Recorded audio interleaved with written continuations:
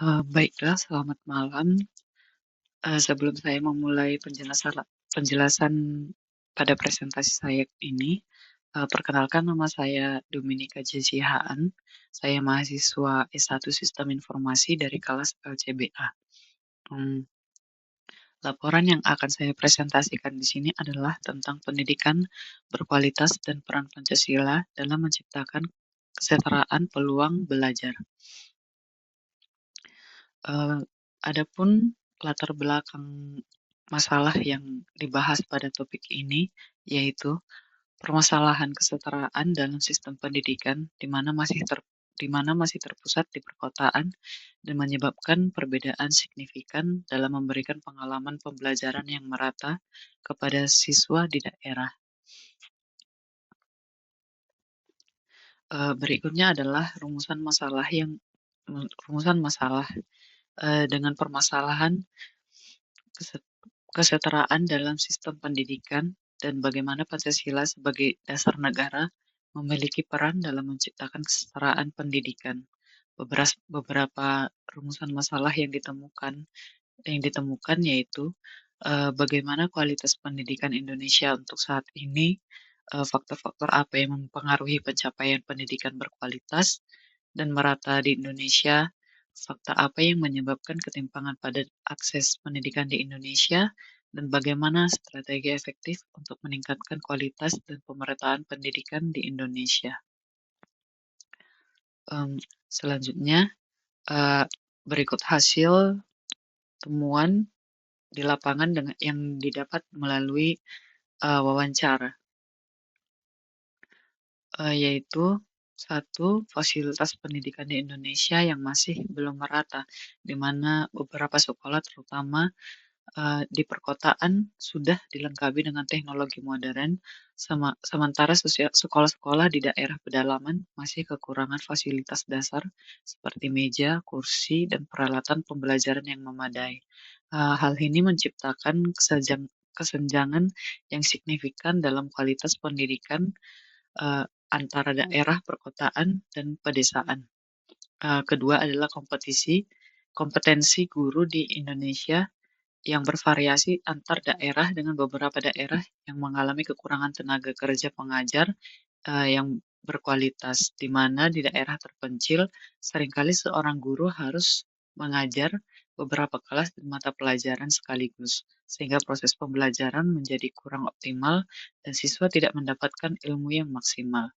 Yang ketiga adalah kurikulum merdeka yang diterapkan oleh pemerintah perlu disesuaikan kembali untuk memenuhi kebutuhan siswa di berbagai daerah, terutama di pedesaan yang masih memiliki keterbatasan dalam hal teknologi dan kemampuan dasar siswa.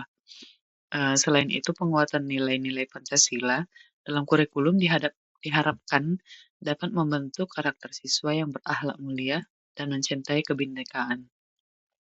Yang keempat adalah akses terhadap teknologi di daerah pedalaman yang masih sangat terbatas, sehingga pembelajaran masih terpaku pada buku teks dan kurang memberikan ruang bagi siswa untuk bereksplorasi. Yang kelima adalah sistem zonasi yang diterapkan dalam penerimaan siswa baru oleh pemerintah terkadang tidak menguntungkan bagi siswa.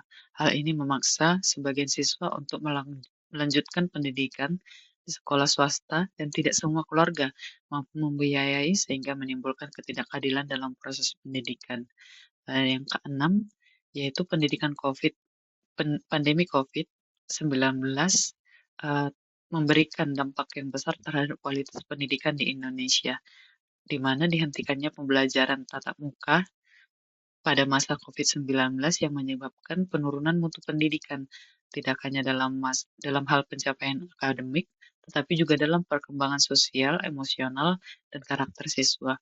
Kurangnya interaksi langsung antara guru dan siswa juga membuat proses pembelajaran menjadi kurang efektif. Yang ketujuh yaitu peran orang tua dan masyarakat dalam mendukung pendidikan dan pembentukan karakter siswa masih perlu ditingkatkan, di mana keluarga sebagai lingkungan pertama bagi anak memiliki tanggung jawab besar dalam membentuk kebiasaan belajar dan memberikan motivasi.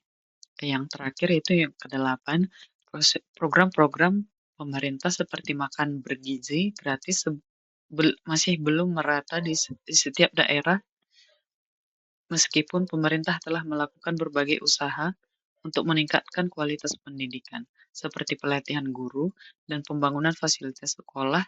Tantangan di lapangan, terutama di daerah terpencil. Berikutnya, solusi berdasarkan temuan atau permasalahan yang ditemukan untuk meningkatkan kualitas pendidikan, yaitu yang pertama adalah pemerataan fasilitas, di mana pemerintah perlu mempercepat pembangunan sarana dan prasarana pendidikan di daerah yang terpencil.